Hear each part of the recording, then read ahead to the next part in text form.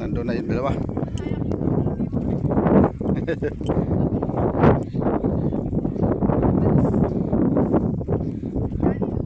Isda mga guys, oh.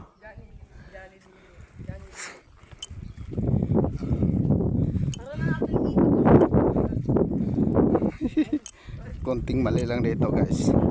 Laglag ka dito sa ilog. Kailangan sa tama yung pag-apak.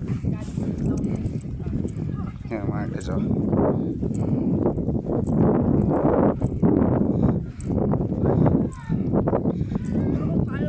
Puntahan namin si Kuya John. Ando na yung dalawa sa palang.